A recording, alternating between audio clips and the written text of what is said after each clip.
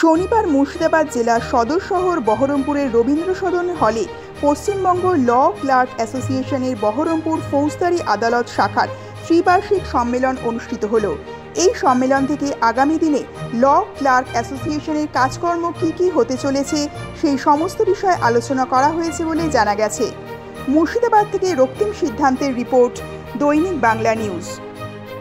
Paschimbanga law clerks association Paschimbanga রাজ্য কমিটির নির্দেশে সারা পশ্চিমবঙ্গ জুড়ে আমাদের 93টা কোর্ট ইউনিট, 346টা বিএলআরও ব্লক ইউনিট এবং 36টা পরিবহন শাখা আর 42টা রেজিস্ট্রি অফিস শাখা, এই সমস্তটা সম্মেলন শুরু হয়েছে গত জানুয়ারি মাস থেকে।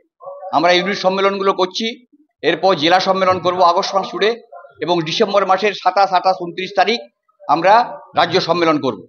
আমাদের এখানে আজকে বহরমপুর কোর্ট শাখার ইউনিট সম্মেলন হচ্ছে।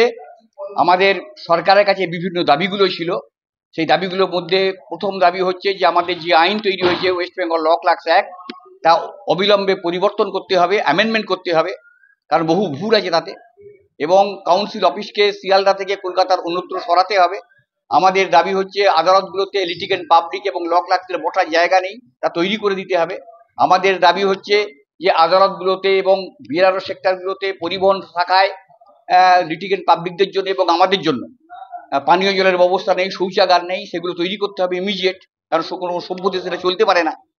বিচার ব্যবস্থা অন্যতম স্তম্ভ আমার গণতন্ত্রের, সেখানে দাঁড়িয়ে মানুষদের এইভাবে কষ্ট, তার বিরুদ্ধে আমাদের লড়াই।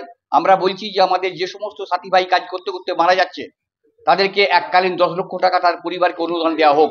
আমার পাশের রাজ্য উড়িষ্যা তারা দেয়, আমার পাশের রাজ্য মহারাষ্ট্র তারা দেয়, আমার পাশের রাজ্য রাজস্থান তারা দেয়, আমার পাশের রাজ্য উত্তরপ্রদেশ তারা দেয়, তাহলে আমার সরকার দেবে না কেন? আমরা 10 লক্ষ টাকা করে অনুদান চাইছি। আমার কোনো সাথী ভাই কাজ করতে করতে মারা গেলে পরে তার পরিবার যেন এটা পায়। আমাদের জন্য ওয়েলফেয়ার ফান্ড চালু করতে হবে। আমরা বলছি আমাদের জন্য স্বাস্থ্য বীমা চালু করতে হবে। আমরা বলছি আমাদের জন্য কাজের পরিবেশ তৈরি করার জন্য এবং আইনে দক্ষ তৈরি করার জন্য 6 মাসের ট্রেনিং স্কুল করতে হবে।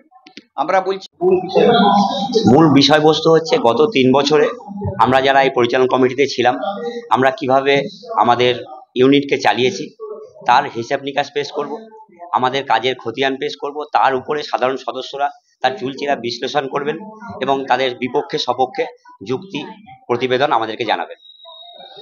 বাইরে থেকে আমার রাজ্য সম্পাদক মণ্ডলীর সদস্যরা আছেন, তথা ওয়েস্ট বেঙ্গল স্টেট কাউন্সিলের চেয়ারম্যান আছেন, আর তাছাড়া বাকিরা মুর্শিদাবাদ জেলার আছে। এটা মেনলি হচ্ছে বহরমপুর ফৌজদারি আদালত শাখার ত্রিবার্ষিক শাখা সম্মেলন।